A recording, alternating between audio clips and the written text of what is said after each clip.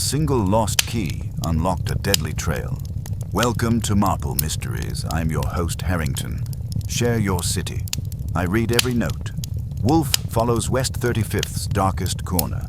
By 10:30, the brownstone had settled into its usual arrangement with the world. It minded its own business and expected the world to stay lost. Fritz was in the kitchen auditioning pots for the evening's performance. Wolfe was upstairs among the orchids, and I was at my desk in the office pretending to read correspondence. The pretend part was because most of it was invitations for Wolfe to waste his time in new ways, which he does not collect. The doorbell rang with more urgency than charm. On West 35th Street, that's normal, but this had a nervous edge. I went to the front, opened up, and got a man who looked like he'd been pressed but not ironed. Tall, lean, 40-something, gray at the temples. The overcoat was conservative and expensive, the hat the same, and the eyes had the careful look of someone used to numbers that could bite. "Mr. Goodwin?" he asked. "That's the rumor," I said. "If you're delivering a subpoena, I take mine with coffee. If you're selling virtue, you're at the wrong address." He didn't smile, but the lines around his mouth admitted he'd heard jokes before. "My name is Conrad Hibbard. I would like to see Mr. Nero Wolfe on a confidential matter of some urgency." "I keep the appointment book," I told him. "Your name is not in it." "I was advised that Mr. Wolfe does not make appointments with strangers," he said. "I was told to come and trust that my problem would interest him." He had dropped advised and told in a way that said someone who knew us had been talking. I stood back. "Come in and we'll test your interestingness. Coat and hat." He let me take them. The cloth spoke fluent money, but not the loud kind. I hung them up, brought him to the office, and aimed him at the red leather chair that has heard more confessions than a small church. He gave the room a quick once-over: the desk, the globe, the wall of books, the safe, the empty oversized chair, and sat, spine straight as an audit. I went to my desk and pushed the button that calls the mountain. "Yes, Archie," Nero Wolfe said, distant and impatient. The orchids soothed his nerves, but not his opinion of humanity. "Male visitor," I reported. "Name of Conrad Hibbard. No appointment. Looks solvent, says he's got an urgent and confidential matter and was advised we like that sort of thing." "I am engaged," Wolfe said. "Obtain the nature of his business.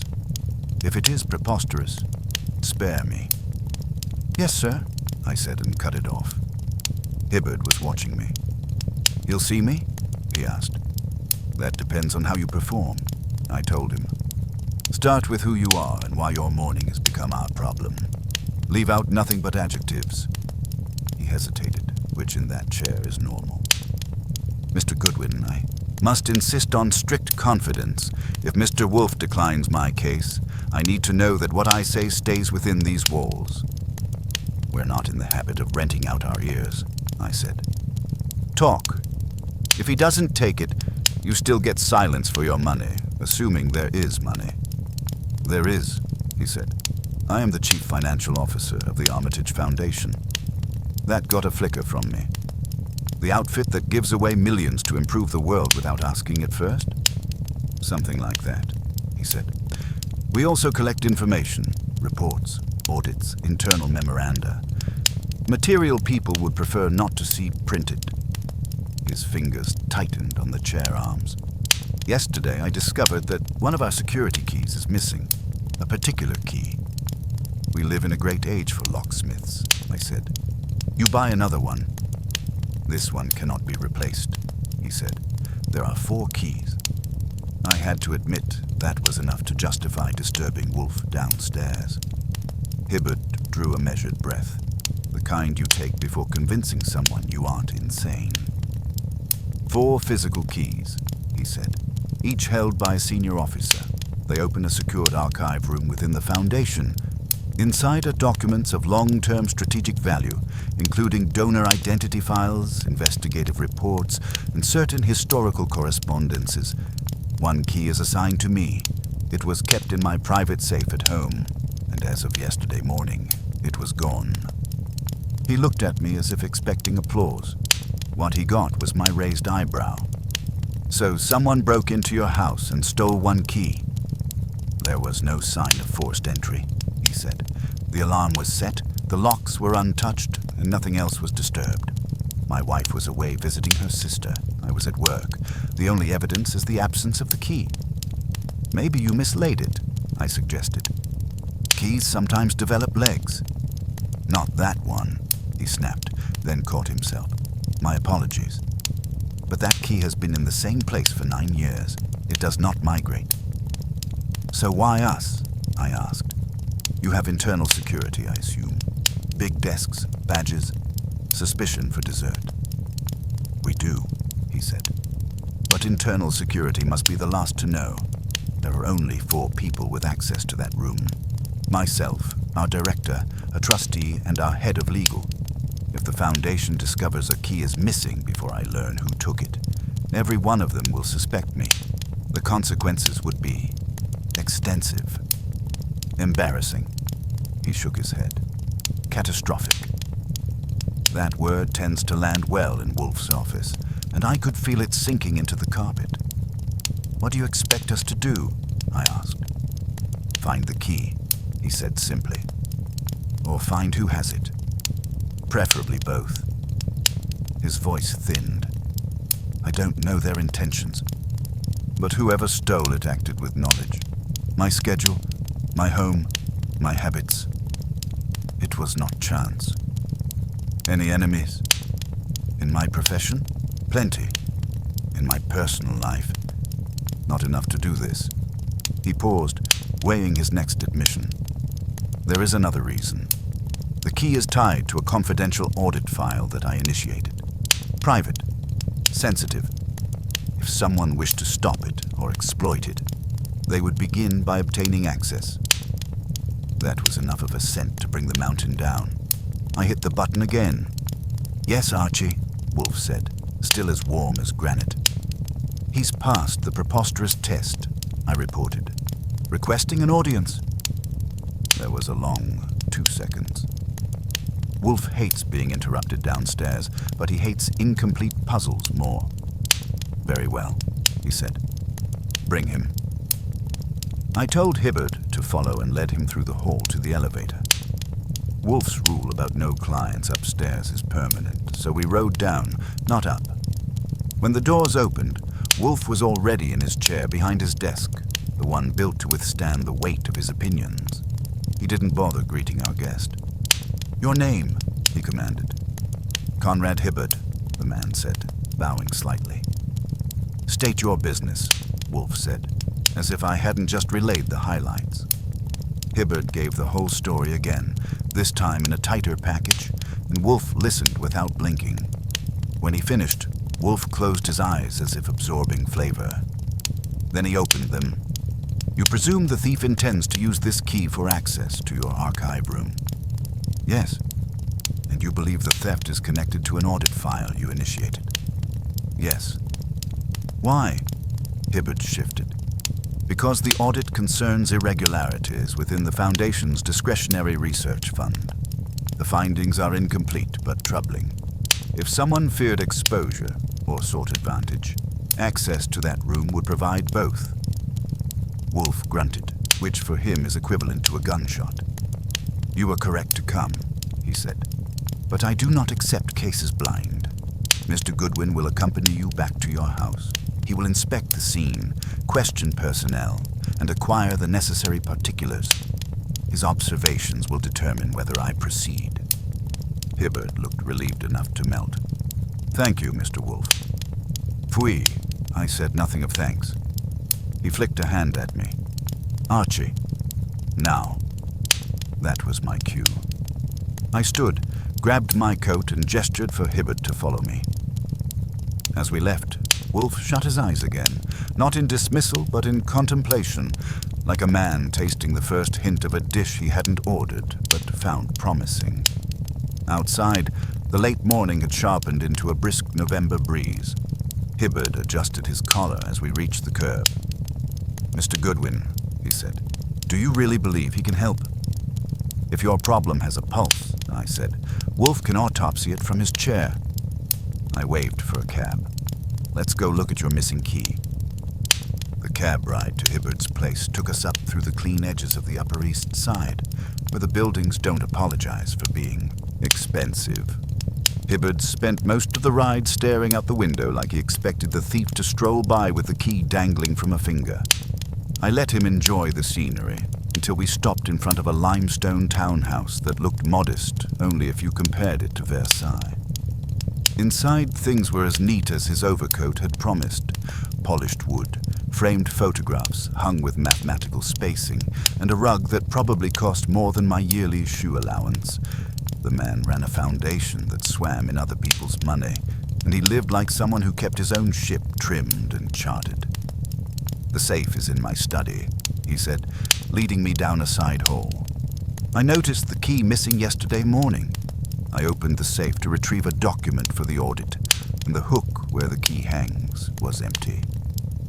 The study was the kind of room that made pens sit up straighter. A mahogany desk, papers squared, books stacked with military precision, and on the wall a portrait of a woman whose expression suggested she would forgive you if it was convenient. The safe was behind a panel disguised as part of the bookcase. Nothing about it suggested trouble except the absence of a small object with large implications. You usually keep the key hanging on that hook, I asked. Yes, he said, behind a locked safe inside a locked house. Anyone else know the combination? No. Anyone else know the key existed?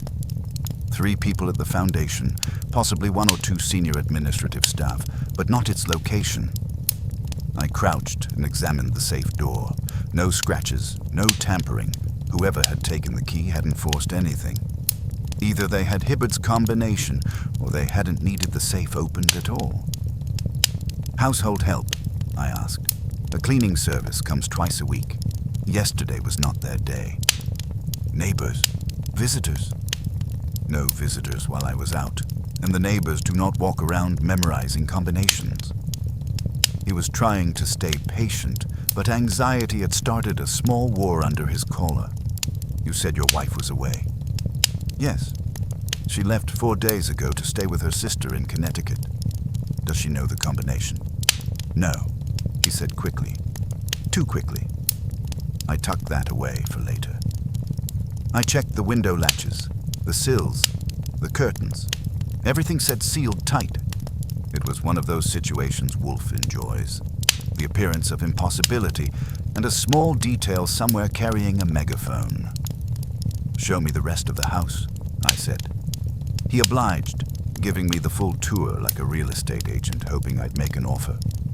Bedroom windows closed and locked. Guest room untouched. Kitchen immaculate. The back door sealed. No scratches on any locks. Whoever had taken that key had either been let in, had a duplicate key to the house, or was very good at entering buildings without autographs. But one thing bothered me more than the safe. In the study window frame, almost invisible against the white paint, was the faintest smudge. A thumbprint, maybe. Not enough detail to identify, but enough to say someone had steadied themselves there. Anyone opened this window recently? I asked. No, Hibbard said. Not in months. I didn't respond. Instead, I pulled the curtain slightly and looked down into the backyard. It wasn't much of a yard, more like a narrow courtyard with a stone path and a decorative tree. But across the top of the garden wall, I spotted a scrape. Stone chipped. Fresh. What's behind that wall? A service alley, he said. Shared with the adjoining properties. Locked gate? Yes. And do you have the key? No, he said. My wife keeps it. That was the second time she'd entered the narrative wearing shoes a size too large for innocence.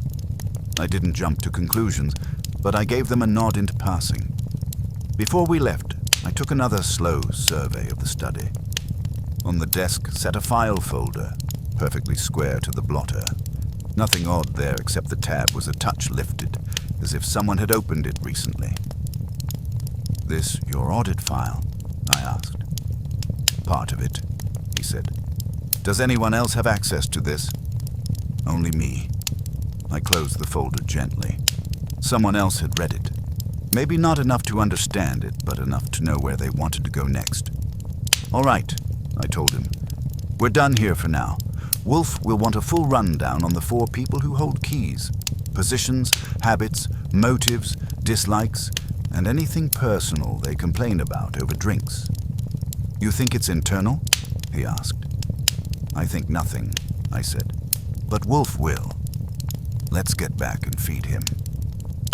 By the time we reached the brownstone, the November light had started fading, giving the street its late afternoon habit of pretending to be night. I let Hibbard in ahead of me and hung up our coats while he tried not to gape at the place. He wasn't the first to tense up at the idea of presenting half-formed fears to Wolfe, and he wouldn't be the last. I led him to the office, where Wolfe was seated precisely as we had left him, like time had chosen to loop politely around him. His eyes opened when we entered, and he made a small gesture that passed for welcome. I delivered my preliminary report while Wolfe listened, his face unreadable except for the occasional twitch of an eyelid that indicated he was filing and sorting.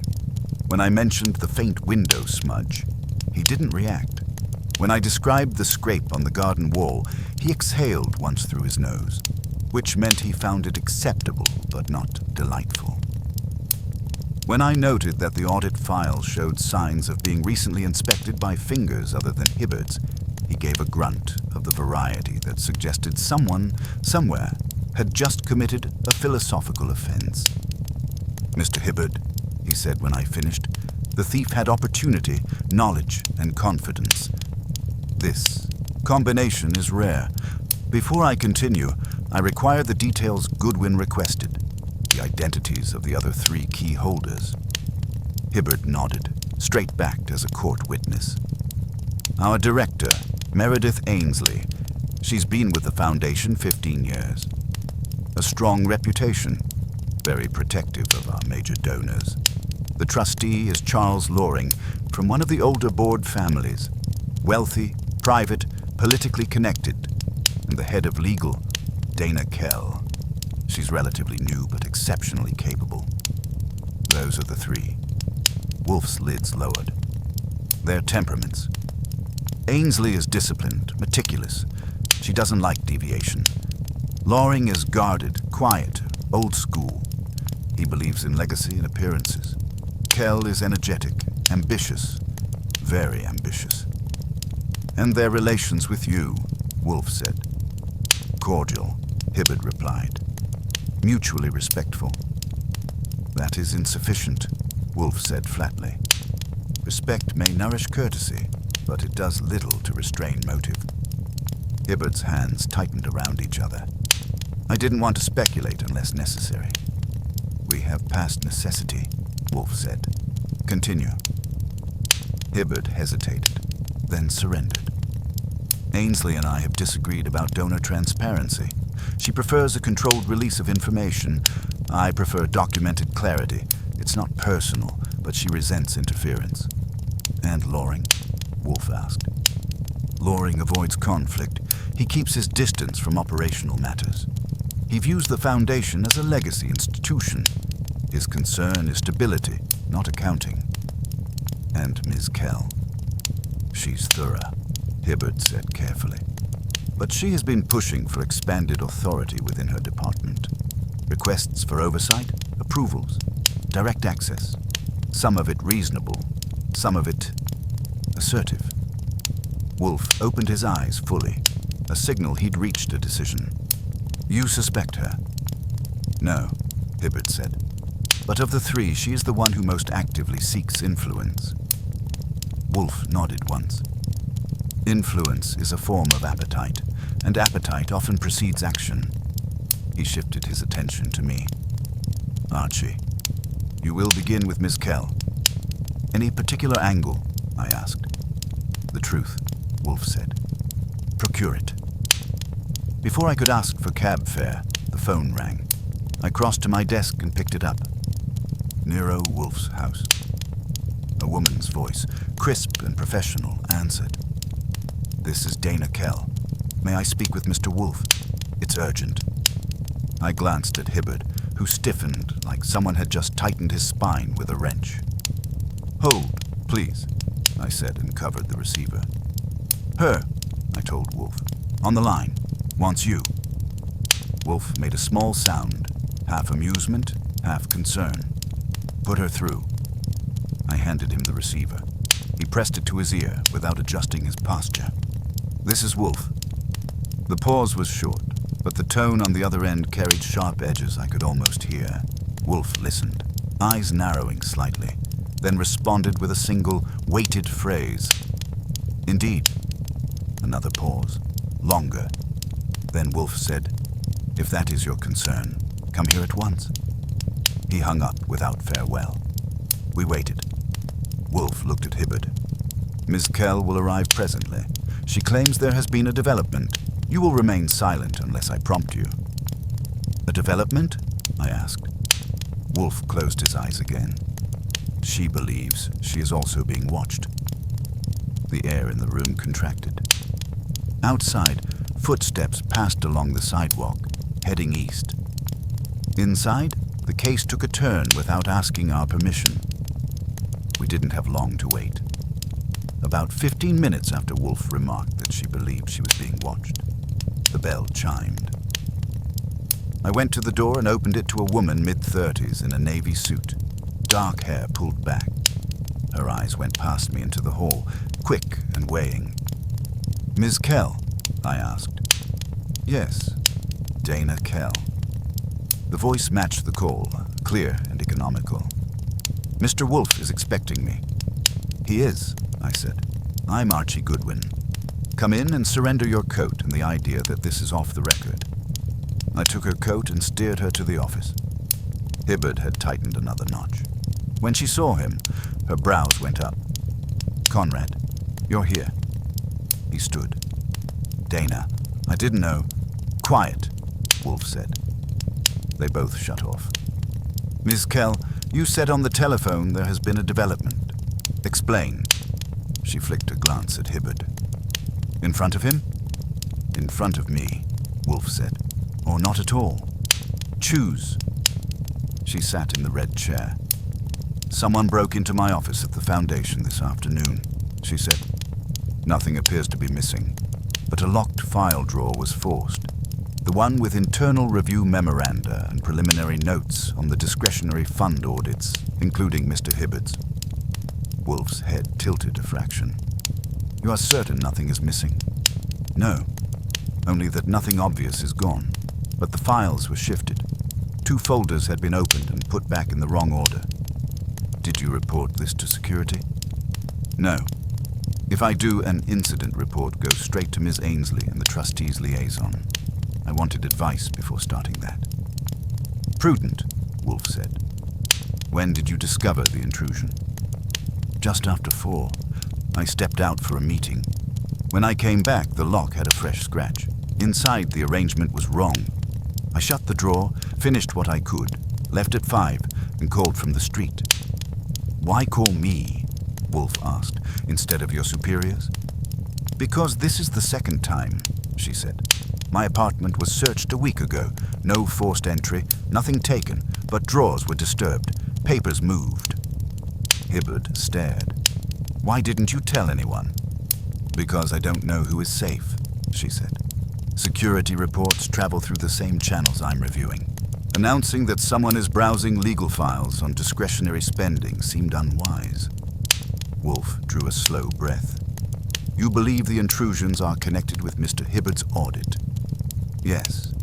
The audit reaches back through prior allocations, favors, donor arrangements, old obligations. If someone is afraid of exposure or eager to profit, the first step is to know exactly what we have. And you, Wolfe said, where do you stand? She met his eyes. I'm trying not to be the one they hang when it blows up. Wolfe looked at me. Archie, her apartment and office will require your inspection tomorrow. Ms. Kell, as you left the Foundation, did you observe anyone paying you more attention than the traffic light? She thought. There was a man at the corner, overcoat, hat low, reading a folded newspaper. He was there when I went out at noon and there again at 5. I can't swear it was the same man, but it felt like it. Description, I asked. Medium height, average build, neutral face. Of course, Wolfe muttered. The city is thick with men whose talent is to be unremarkable. When he spoke again, his tone had sharpened. Very well. The trespasses multiply. A key vanishes from a locked safe. Files are handled in a locked drawer. A woman's home is quietly disturbed, and a watcher marks the street. This is no casual pilfering. It is a campaign, and campaigns, Ms. Kell, imply a commander and at least one obedient hand. I could feel the case stretching, gathering weight, like a net tightening under unseen hands around us all. We had reached the stage where most clients start sweating. Wolfe, being greater and heavier, stayed put. His eyes were half closed, but he was listening to every breath in the room. Hibbard and Kell sat opposite his desk, not quite looking at each other. I held down my post at the desk. Mr. Hibbard, Wolfe said, when did you set this audit in motion? 3 months ago, Hibbard answered. A variance report flagged the discretionary fund. I sampled a set of grants, found enough irregularities to expand the review about 6 weeks later, and asked Ms. Kell to assist. Formally, only she was added. That isn't the whole picture, Kell said. You also warned Ainsley. You told her there was an internal review that might unsettle donors. I had to, he said. Some of the grants tied directly to her programs. I gave her no names, no conclusions. You gave her enough to make her nervous, Kell replied. And now you tell Mr. Wolfe only I was informed. That makes me sound like the leak. Wolfe raised a hand. We are not assigning guilt by grammar. Ms. Kell, what did you actually do? I read his findings, she said. Flagged several grants. Drafted requests for old disbursement records. Donor correspondence. Review notes. Some of those requests never reached the archives. When I followed up, I was told we needed to move, delicately, because the trustees were sensitive. Who told you that? Wolfe asked. Ainsley, Kell said. She didn't close the door. She just kept one foot in it. And Mr. Loring, Wolfe said. I've never discussed the audit with him directly, she answered. If the board has concerns, they reach me through the director's office. Hibbard nodded once. That's accurate. Loring signs off on large decisions, but keeps clear of the plumbing. Wolfe closed his eyes, not to shut us out, but to clear his internal blackboard. We have, he said slowly, a missing key, disturbed files, and a quiet search of Miss Kell's apartment. None of that is random. Someone understands the potential damage in those records and is attempting to know what you know. That requires two things, information and nerve. It also requires proximity. This is not being run from a street corner. You believe it's internal, Kell said.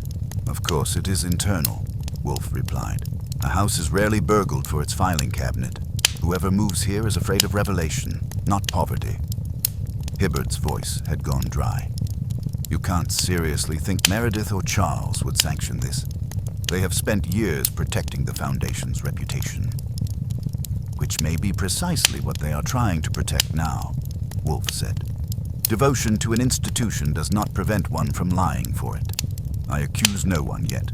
I merely observe where the lines converge. He opened his eyes and shifted them to me. Archie, tomorrow you will visit Miss Kell's apartment and her office. You will inspect both and report anything that suggests method or repetition. After that, you will linger at the Foundation. You will take its temperature. I left my thermometer in my other suit, I said. You want me to sniff or to chat? Both, he said. You will contrive to meet Miss Ainsley and Mr. Loring. Identify yourself as assisting an internal review at the request of Mr. Hibbard and Ms. Kell. You will not mention the missing key unless necessity compels you. Your purpose is to stir the surface and see what rises. Resentment, relief, curiosity. Each will be instructive. That's clear enough, I said. And for tonight? For tonight you remain here, Wolfe told me. I prefer you within reach while I consider this pattern. Kell shifted in her chair. And me? You will go home, Wolfe said. You will vary your route, observe without meddling, and call Mr. Goodwin at once if anything changes, however strange, immediately. The arrangement dissolved with reluctant shuffling. Kell stood first, buttoned her coat with brisk precision, and thanked Wolfe with a nod that tried to be respectful without surrendering tension. Hibbard followed her to the hall, murmuring something low that didn't travel. I heard Kell answer sharply, the kind of sharpness that suggests two people who trust each other professionally, but not personally. The door closed behind them, and their steps faded down the stoop. I returned to the office where Wolfe had leaned back, fingers tented, eyes half-lidded in a state halfway between meditation and judgment. You're chewing something, I said. Yes, Wolfe replied, but not for flavor. I waited. Wolfe doesn't need encouragement, only silence. He let another moment pass before speaking. Mr. Hibbard, he said, is not withholding facts out of deceit, but out of timidity. Miss Kell is withholding facts out of caution. Both omissions are understandable, but inconvenient. Think she's in danger? I asked. He opened one eye. Think. I do not think. I infer. She's been watched. Her home has been entered. If someone regards her as an obstacle, she may be more than that. Meaning she might know something without knowing she knows it. Precisely. He shut his eyes again. I crossed to my desk and sat, knowing the gears were turning in that oversized head with enough force to power a small city. Finally, he spoke again. Your inspections tomorrow are essential, but there is another matter. We must anticipate Wolfe's law of irritable timing. When a concealed truth begins to stir, those who fear it will hurry to tamp it down. You're expecting more fireworks? I said. He made a noise that suggested fireworks were too theatrical for his taste. More movement, he corrected. Someone may panic. Panic yields error. I require error. Good, I said. Humanity always comes through. He ignored that. Before bed, call Saul. Tell him to be alert for morning work. He will likely be needed. That marked the situation as formally serious. Wolfe doesn't bring in Saul Panzer unless the water is deep or turbulent, and sometimes both. I phoned Saul after dinner. He answered on the first ring, sounding like he'd been expecting something interesting. After I laid out the essentials, he whistled softly. A key to a vault of secrets, a CFO with a nervous tie knot, a lawyer being shadowed, and a director with control issues, Saul said. Nice little opera you've started. Wolfe started it, I said. I just fetch props. Be ready in the morning. Always, Saul replied. I hung up and drifted to the front room window. The street outside was quiet, but not empty. A man walked past with no reason to hurry. A couple argued a block away. A cab idled, waiting for a fare that didn't come. Ordinary noises. Nothing to write home about. But somewhere in that city, someone had a key that wasn't theirs, and they were planning to use it. The next morning arrived with the kind of gray sky that doesn't bother explaining itself. Fritz made breakfast, Wolfe made war on it, and I got myself ready for a day of snooping. As I passed through the hall, the phone rang. I doubled back and caught it. Nero Wolfe's residence, I said. The voice on the other end was tight as piano wire. Goodwin? It's Kell. What happened? They broke in again, she said. My apartment. Sometime during the night. Nothing taken, but they left something. What? A note. What did it say? There was a pause. Not long. Just heavy. It said, "Stop." Anyone see you leave? I asked. No, she said. I slipped out the back. I didn't call the police. I didn't know if that was safe. You did right. Go to your office. Don't vary your routine. I'll meet you there. I hung up turned and found Wolfe in the doorway of the office, masses of gravity and intellect arranged in a robe. "A note," he said. "Just one word. Stop." His jaw shifted. Someone's fear has ripened. That means we've irritated them. "It means," Wolfe said, "you must go, now. And be careful, Archie. When fear ripens, it often bruises." A pleasant thought for the walk out the door, but not inaccurate. I grabbed my coat and stepped into the morning, already feeling the city listening. I left the brownstone with Wolfe's warning in my ears and flagged a cab on 9th. 20 minutes later, I was in front of the Armitage Foundation's headquarters, a sober chunk of glass and stone that looked like it had been built to reassure nervous money. The lobby was quiet, cool, and efficient. I told the receptionist I was assisting on an internal review at the request of Conrad Hibbard and Dana Kell. That combination of names had punch. He made a call, listened, and handed over a visitor badge with the look of a man who had just touched something warm, but was glad to be rid of it. The elevator up carried the usual morning mix. 2 staffers whispering about a grant delay, a courier with a carton, a woman staring at a report without turning the page. Nobody gave me a second glance, which meant everyone noticed and filed me as not immediately dangerous. The doors opened on the legal floor, where the carpet swallowed footsteps and the art had been chosen to offend absolutely no one with a checkbook. Kell was waiting in her doorway, suit crisp, eyes frayed at the edges. "Goodwin," she said. "Come in." I followed her into an office that was tidy without being staged.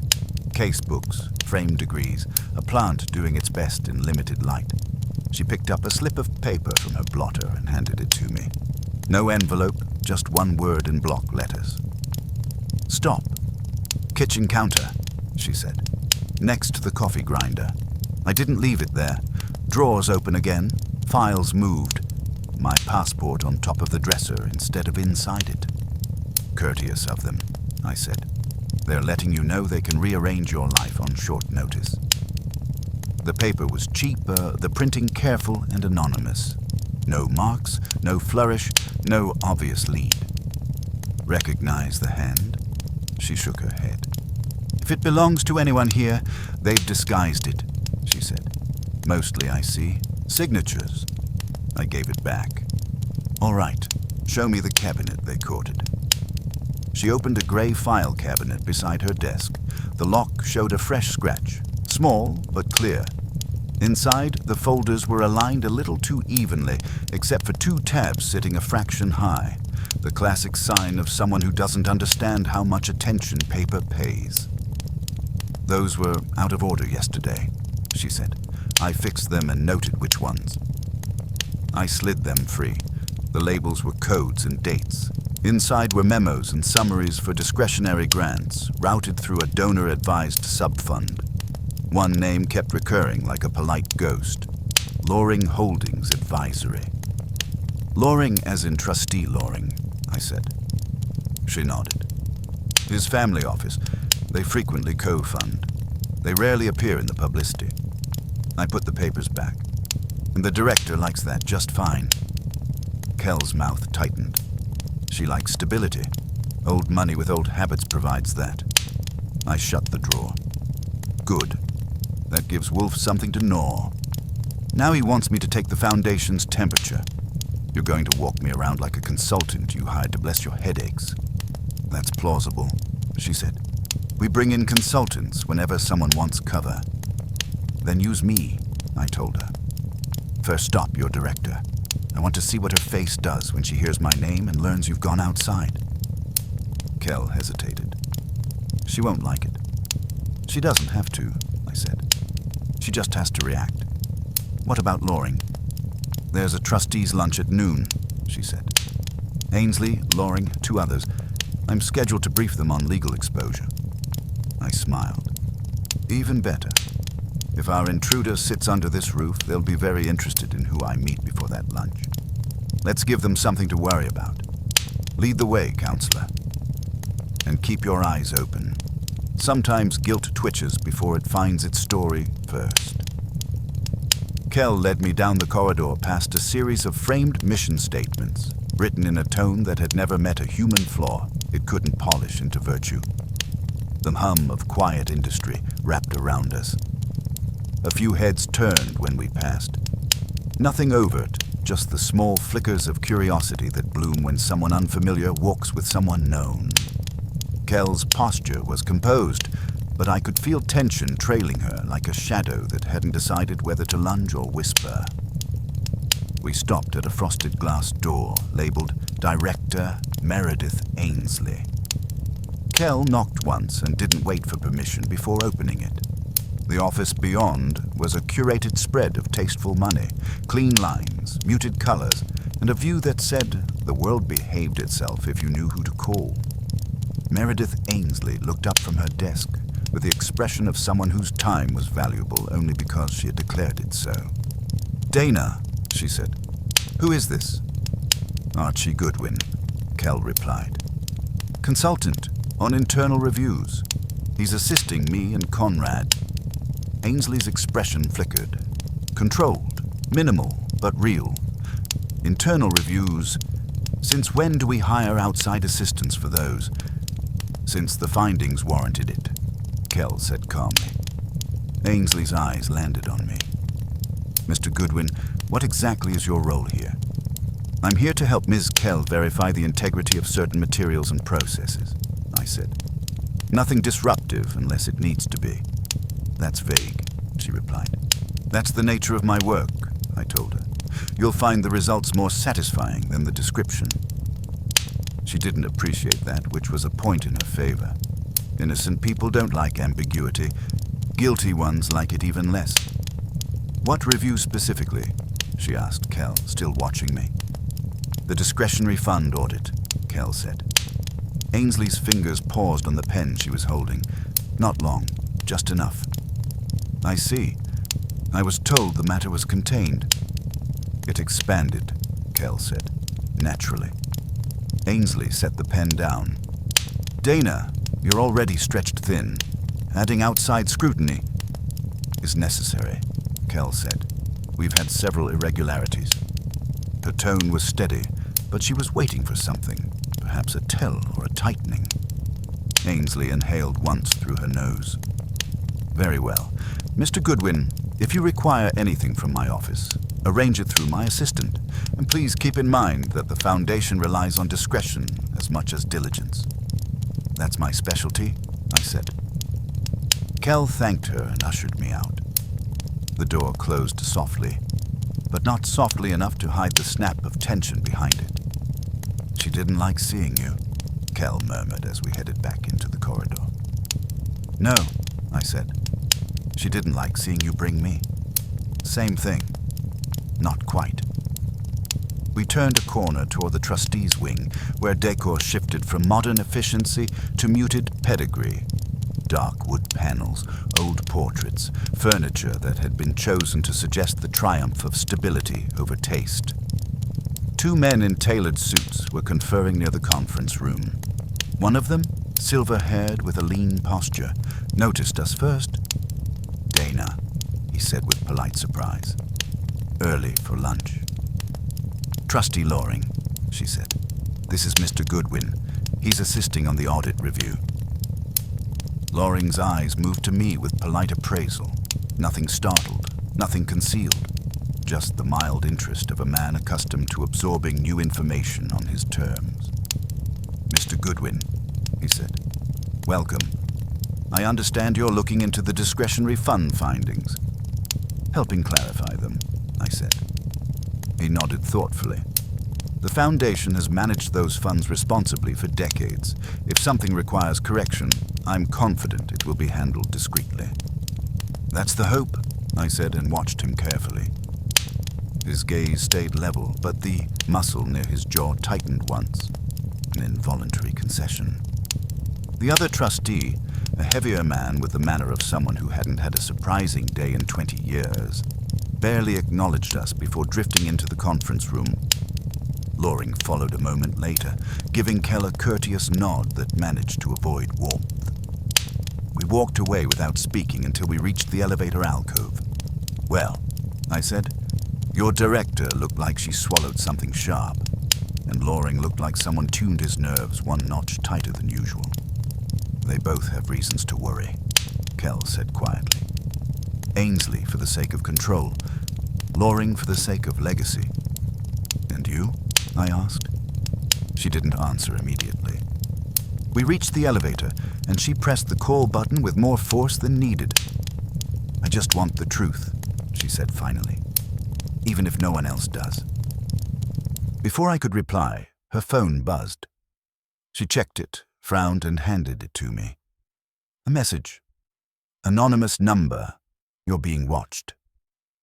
She looked at me, and for the first time since we met, her composure cracked. Not much, just enough to show the pressure beneath. I handed the phone back. Wolf's going to love this, I said. Let's finish your tour, and then we go straight to him. Someone's getting impatient, and that means they're getting sloppy. Exactly what we need. But even as I said it, I felt eyes on us from somewhere down the corridor, and for the first time that morning I wasn't sure we were the ones doing the watching. Kell steadied herself before the elevator doors opened, but the flicker in her eyes hadn't vanished. We stepped inside, and the doors slid shut with the quiet efficiency of a place that didn't acknowledge disorder even when drowning in it.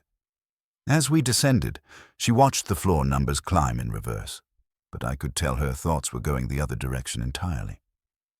Anonymous messages, I said. At least our admirer is consistent. It's meant to rattle me, she replied. And it's working. That's fine, I said. Rattled people make noise. Noise gets noticed, and the person rattling you is now officially impatient. That's leverage for Wolfe. The elevator settled on the lobby floor. As we exited, I scanned the area for any man in an overcoat with a hat brim doing acrobatics. No one fit the bill, though a woman in a gray coat glanced too long before turning away. Could have meant something or nothing. New Yorkers look at whoever disrupts their usual view, and I was currently doing that. Outside, the sky had thickened into the sort of gray that liked to pretend it wouldn't rain until it did. Kell walked briskly, wanting the air, wanting movement, maybe wanting to outrun whatever was tailing her. I kept half a step behind, checking reflections in the glass facades we passed. Twice, I caught a figure trailing us at half a block's distance. Dark coat, neutral, pace, the type you forget while looking at him. But the second time I stopped abruptly to tie my shoelace, he didn't walk past. He melted sideways between two buildings like smoke deciding to take an alley. When I rejoined Kell, I didn't mention it. No point until I had a clearer picture.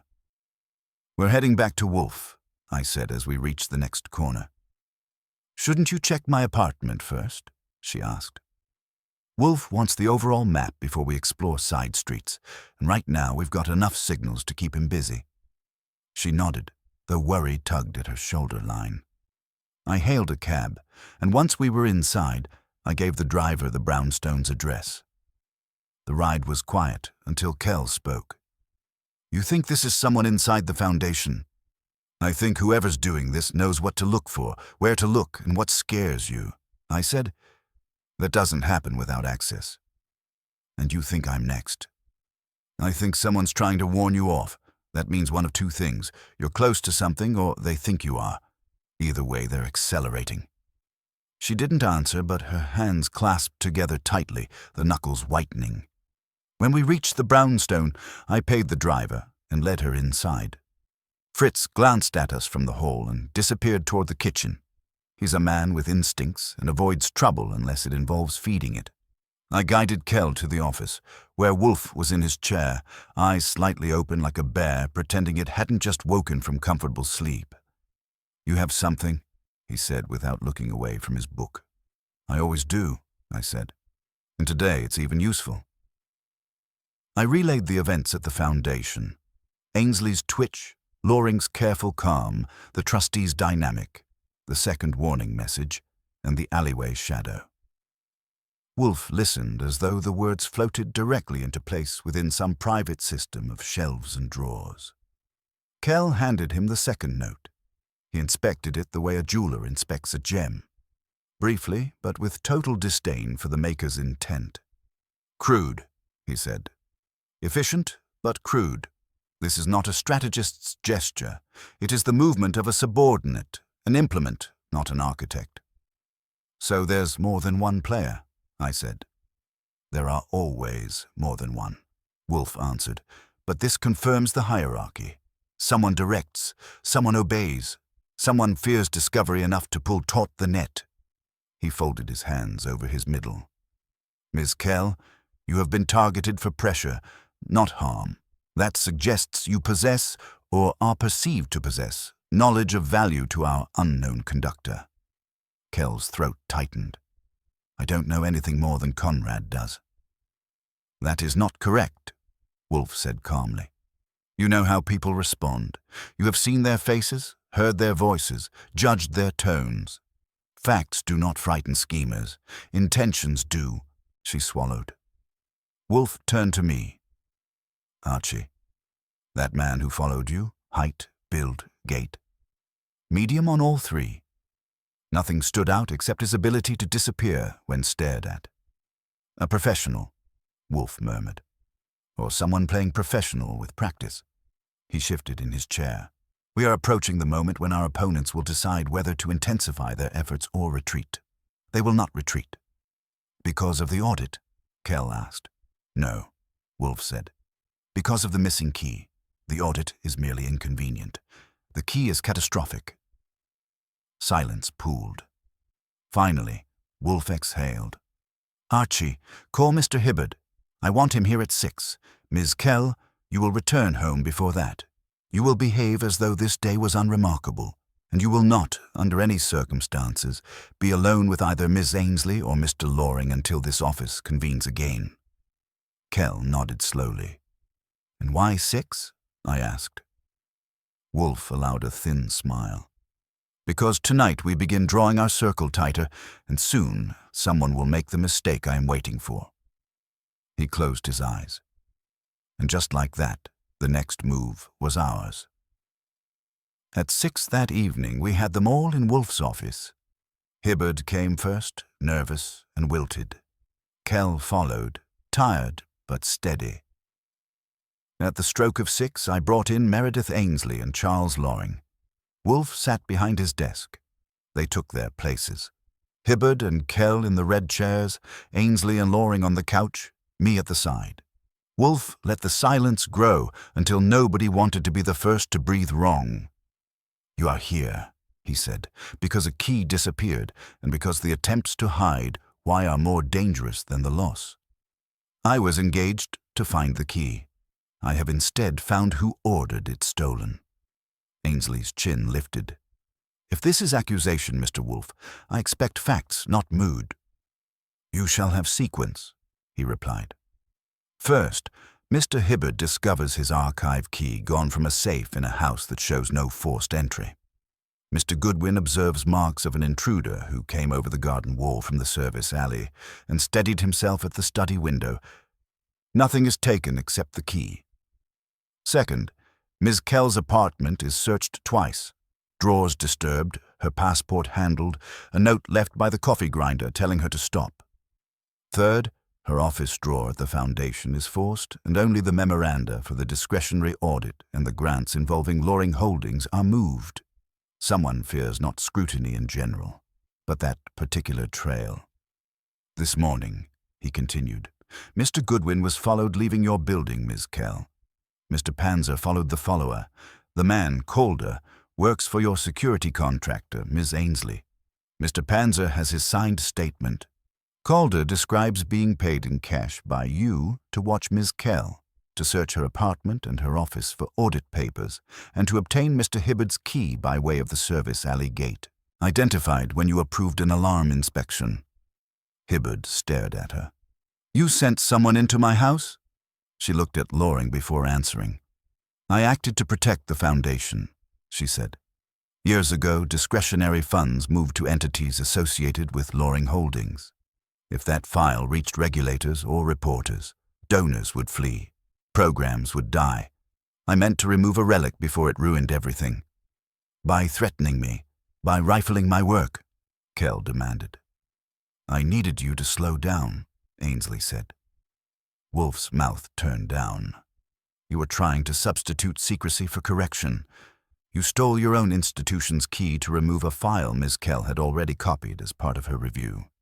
You hired a man to invade her home and frighten her from doing her job.